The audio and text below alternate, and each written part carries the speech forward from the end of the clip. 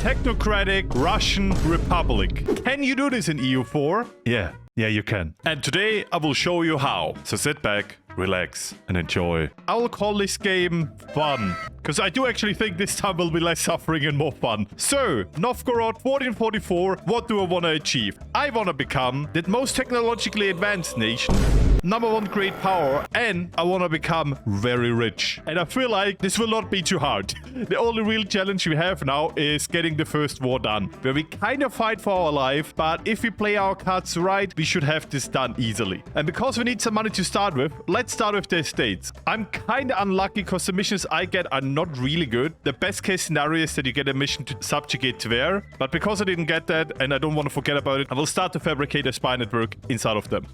The only thing I want to highlight right now is burger loans, just that you know where I got the money from. And with the money we just got, I will buy the Free Company and the Novgorod Company. That brings me over limit, but money right now is not a problem we will have for long. What our problem is right now is that we are next to Muscovy, and Muscovy doesn't like to be next to us, meaning they want to eat us. So what we will need to counter that is have some friends. I will try to befriend nations around me which are small, but should buy me some time. And at the same time, I will try to befriend nations like Poland, which are not hostile towards me and are open to ally me once I have high enough relations. They will be helpful for the second war against Muscovy. The first war we'll probably have to fight alone. So let's try to roll for generals.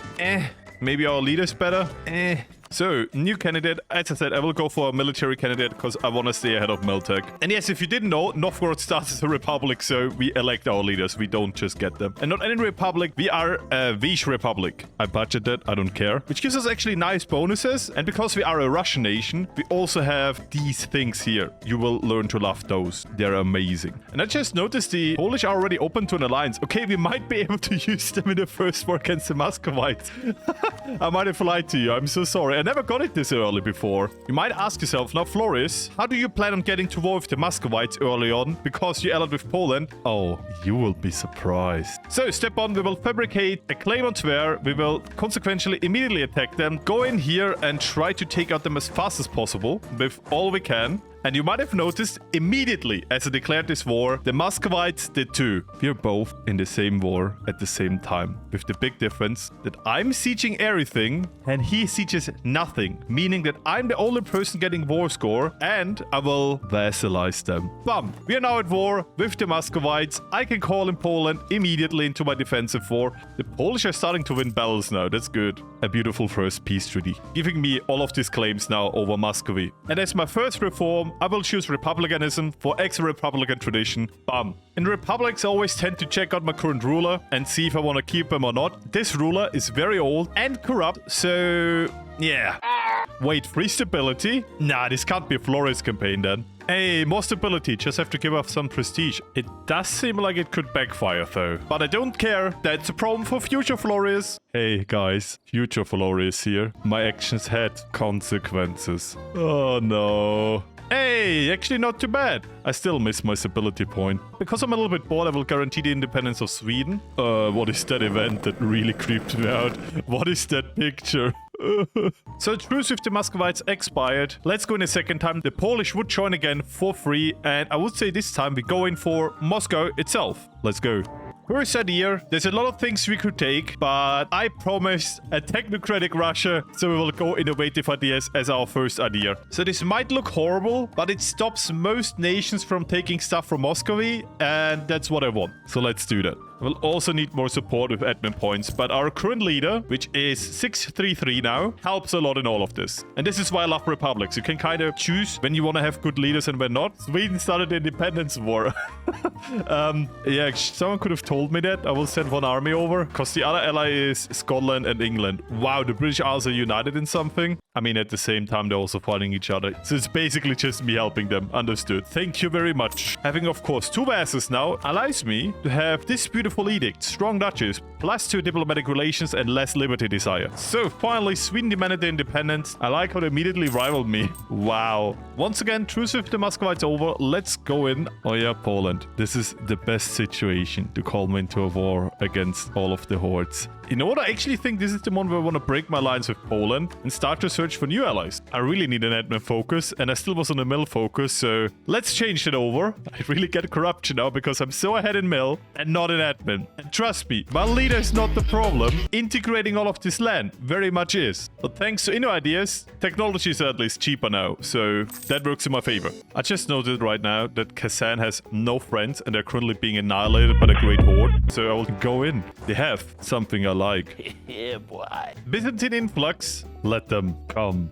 Yeah, that's 𝗥𝘀𝘀𝗀 gone, and my manpower. Oh, the Polish are eating the Teutonic Order now. If they survive, I should be able to vassalize them. Oh yes, they didn't take everything. That is very cool. So next I will go down quality ideas because I just like the build. I just like it a lot. I mean, look at this. This is beautiful. I'm once again asking for your decrease all autonomy button. Wait, Muscovy has no friends? Let's go in.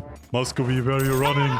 So, Muscovy, gone. Since the last time, I also caught up in technology and I'm now ahead in everything. So with two very big armies ready, we should start this war now. Sadly, Hungary won't join, but I feel like their allies are so weak, we should just easily do this. So, I got basically all of the Teutonic cores back. They lost that one, but besides that, I did. What I have to say is, economically seen, this war was a disaster. But we won, we got this buffer zone over here, and it was definitely not worth it. I have a lot of loans right now, so getting through it will be painful. The good thing is, we are now allied with Austria, giving us a very useful ally in the next war against Poland. I just noticed I gained 2.6 Republican tradition a year. That's a lot. A little bit of conquest. Very nice. Oh my god, governing capacity. I need you so much. My new favorite reform.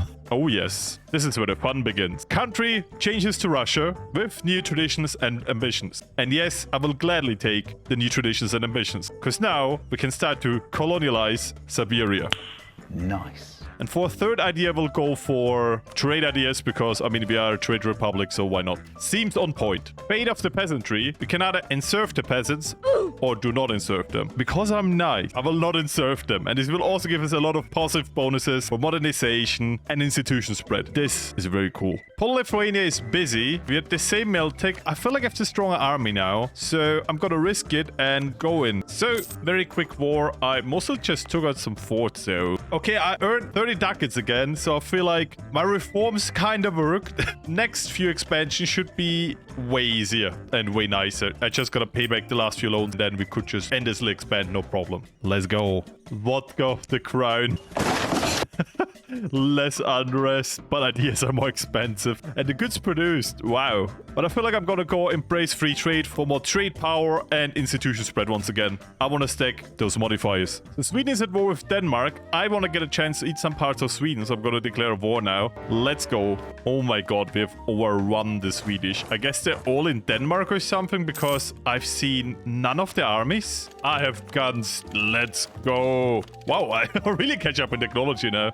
Offensive musketeers. But funnily enough, in this war, my economy is recovering really well. So let's steal some modern ideas from Poland, which apparently can do. Yeah, apparently you can steal modernization from other nations as Russia. Kind of funny. So they finally unconditionally surrendered. Most importantly, I will take all of Finland as a buffer zone and also this fort. I want to release Finland, but I don't want to give Finland this. So my strategy for this is to give this the Livonian Order, which you will annex now anyways. And then this is in my own hands. And the rest will just be released Finland. So let's go. And I have so much money now. It is actually crazy. The next thing I will do now is move my capital to St. Petersburg as soon as I can. Finland released, and I will feed them these provinces I don't want to directly control right now. Bam! Having a nice, juicy Finland next to us. This will be a big one, because I will fight Uzbek, and my main goal is to kind of break apart the alliances so I can attack them more on their own, because I really don't want to fight Persia. So, actually, what are the Ottomans doing? What? Okay, so capital is moved. We are now in St. Petersburg. Safe and secure behind Finland and the Livonian Order. Create ourselves the buffer zone. And because there's no time for peace, let's go to war. First alliance partner out. Corridor. This allows me to also eat up the Great Horde. Very cool. I will not introduce serfdom because I want the Enlightenment. And we now have peasant liberation. The Ottomans will join a coalition, but you know what, I'm gonna risk it. Finally becoming the Russia I should be. A little bit overextended now. I forgot how much fun rebels are with Russia. Oh my god. I didn't even see the particulars, right? Livonian Order, annex. So, next war against Poland, let's go. So I'm getting a little bit too lazy. Let me just do this real quick. And look at this. Yeah, the Ottomans just guaranteed the independence of Finland. Russia claims the east. Oh my god, I get a lot of development. That is good. So just to finish this mission over here, I build a lot of mercs. So either I get a lot of permanent claims, or I get temporary claims, but I get until the end of the game an extra diplomat, minus 15% core creation cost. I can claim behind claims. I can claim entire states and have no additional claim cost. So I imagine HRE stuff doesn't count. This is a no-brainer. Okay, we got a lot of the mission tree done right now. That's crazy. And if you're confused what the looming disaster is, it's always the plutocratic coup. They're jumping between over 100 and under 100 influence, so never really goes through, but it's always looming. Hey, radical reforms. Look at that. I want to keep the merchant, so I will fire him. And you know what? I will keep them both. And now I will do this. And now I will get them both back. See? I learned. Quality idea is done. That allows me to get infantry combatability. And I have more discipline now, which also helps a lot. And I think I didn't say it yet. We have reached 100% modernization. So we pay 50% the cost to embrace an institution, which is very good. Because right now to embrace printing press, which barely spread anywhere in Russia, I pay 600 ducats, which is nothing. Because normally I would pay 1,300, which is a little bit more. A few months later now, and I can actually embrace it. Let's go. And yes, we have the unloyalty still because of the Ottomans.